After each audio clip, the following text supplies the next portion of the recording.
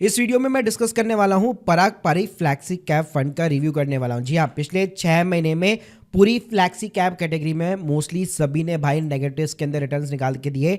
एक लौता mutual fund है भाई जिसने पॉजिटिव के अंदर रिटर्न बना के दिया है। तो क्या इस फंड के प्रो है, क्या कौन से, क्या स्टिल ये one of the best fund है 2025 के अंदर इन्वेस्ट करने के लिए?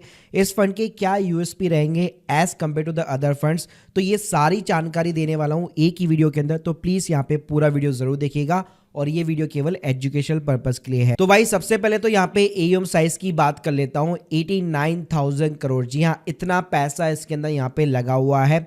पूरी जो कैटेगरी है फ्लैक्सी कैप उसके अंदर अपने आप में ही 20% ये कंट्रीब्यूट करता है।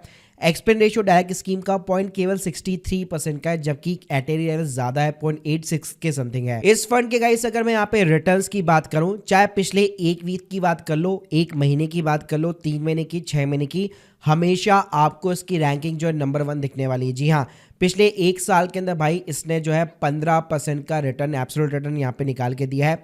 अगर मैं सीएजीआर की बात करूँ तो 2 सालों के अंदर 27% का है, 3 सालों के अंदर 18% का है, 5 सालों के अंदर यहाँ पे 24% का है और पिछले 10 सालों के अंदर यहाँ पे 18% का सीजीआर निकल के आता है। और अच्छी बात है कि भाई पिछले 10 सालों की अगर आप रैंकिंग भी देखते हो तो क्वांट की भी यहाँ पे आप जल्दी इसको ये क्रॉस करने वाला है। केवल कुछ डेसिमल्स का यहाँ पे फर्क है और 10 सालों में भी सीएजीआर के मामले में नंबर 1 पे हो जाएगा। इसके अलावा भाई अगर मैं रेटिंग्स की बात करूँ, क्रिजल ने दिसंबर के अंदर इसको 4 स्टार की रेटिंग यहाँ पे प्रोवाइड की थी। प्लस इसके अगर मैं बेंचमार्क की बात करूं तो निफ्टी 500 का बेसिकली बेंचमार्क रहता है इसके अंदर। तो पिछले चाहे मैं 1 साल की बात करूं, 2 साल की, 3 साल की या 5 साल की, हमेशा बेंचमार्क को बीट किया है। और अगर आप यहाँ पे 6 महीने के अंदर भी देखेंगे, जब बेंचमार्क खुद अपने आप में भाई नेगेटिव पूरा मार्केट जा रहा है, तो स्टिल यहाँ पे इस फंड ने पॉजिटिव के अंदर रिटर्न बना के दिए हैं। अब भाई इसके पॉजिटिव के रिटर्न्स का सबसे बड़ा जो मेजर रीजन है, अगर आप इसकी टॉप 10 होल्डिंग स्टॉक्स देखोगे तो इसमें आपको 2 मेजरली जो है फॉरेन इक्विटी दिखेगी, वो है फेसबुक और गूगल। जी हाँ, बाकी यहाँ पे आप देख सकते हैं एचडीएफसी बैंक हो गया, बजाज हो गया, Power Grid, Coal India, ITC, ICICI bank, Kotak Mahindra bank और मारुति सुजुकी जैसी कंपनियां दिखने वाली है। लार्ज कैप की बात करो तो भाई 51% है, स्मॉल कैप राइट नाउ केवल 3% है और मिड कैप केवल 2% का है। और भाई फॉरेन इक्विटी के अंदर ऐसा नहीं है कि आपको केवल गूगल और फेसबुक दिखेगा, इसके अलावा Amazon.com, माइक्रोसॉफ्ट मिला के ऑलमोस्ट जो है पूरे पोर्टफोलियो के अंदर 13% फॉरेन इक्विटी है। तो भाई अगर आप पिछले कुछ यहाँ पे 6 महीने के अंदर नेस्डेक 100 यानी कि यूएस का जो बेसिकली इंडाइसेस चलता है, टॉप 100 कंपनीज, यहाँ पे आप देखेंगे 11% का रिटर्न निकाल के दिया है और पिछले एक साल के अंदर यहाँ पे 26% का यहाँ पे जंप हुआ है।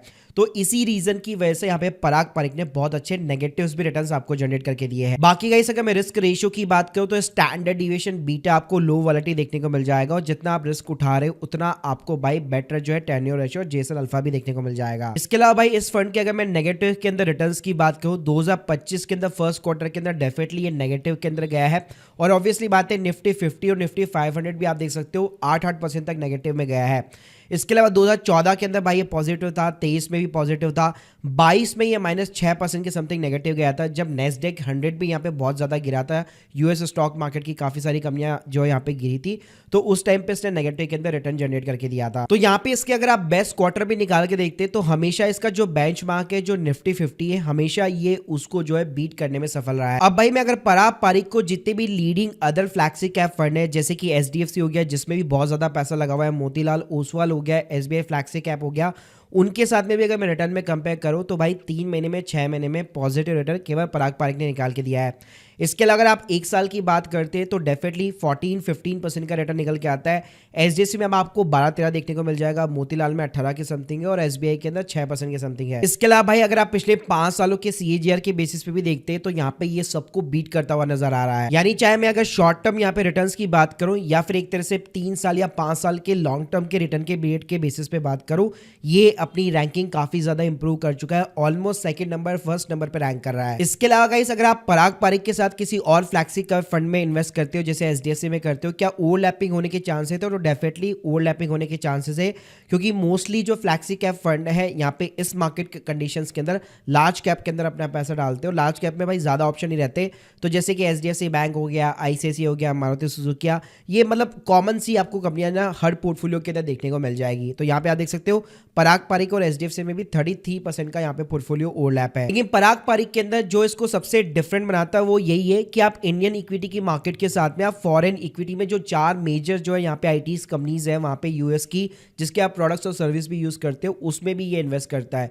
तो ये इसका एक सबसे बड़ा यूएसपी पॉइंट भी है और इसका एक सबसे बड़ा प्रो भी है, क्योंकि भाई ट्रम्प जी के आने के बाद में यूएस मार्केट आप यहाँ पे देख सकते हो अक्टूबर के बाद भाई ये रिकवर कर चुका है और निफ्टी 50 और नेस्डेक 100 के रिटर्न्स के भी अगर मैं कंपैरिजन करता हूँ 26% का बाय रिटर्न निकल के आता है नेस्डेक का। इसके अलावा भाई अगर मैं रेटिंग की बात करूँ तो मॉर्निंग स्टार और वैल्यू रिसर्च ने भी इसको ऑलमोस्ट यहाँ पे दोनों ने जो है 5 स्टार की रेटिंग दे रखी है। प्लस वैल्यू रिसर्च यहाँ पे जो है हर मंथ मैगजीन यहाँ पे इशू करता है। मेरे पास में मार्च का पेज का सब्सक्रिप्शन है, तो यहाँ पे भी आप देख सकते हो पराग पारिक जो फ्लैक्सी कैप फंड है उसको भी यहाँ पे वैल्यू रिसर्च ने ऑलमोस्ट काफी सारे पैरामीटर्स के बेसिस पे 5 स्टार की रेटिंग दे रखी है। और भाई इसके साथ में प्रांजल सर ने भी यहाँ पे बेस्ट म्यूचुअल फंड 2025 की लिस्ट के अंदर अगर आप देखेंगे तो पराग पारिक को यहाँ पे जो है शॉर्टलिस्ट कर रखी थी, स्पेशली फ्लैक्सी कैप फंड के अंदर। तो भाई अगर मैं ओवरऑल यहाँ पे बात करूँ तो अगर आप फ्लैक्सी कैप फंड के अंदर इंडियन के साथ में फॉरेन इक्विटी वगैरह देख रहे हो तो डेफिनेटली पराग पारिक के पास में एक एज है जिसको आप यहाँ पे शॉर्टलिस्ट वगैरह कर सकते हो। बाकी आप लोगों की क्या राय है इस फंड के बारे में, प्लीज मुझे कमेंट बॉक्स के अंदर जरूर बताइएगा। Thank you guys, thank you very much.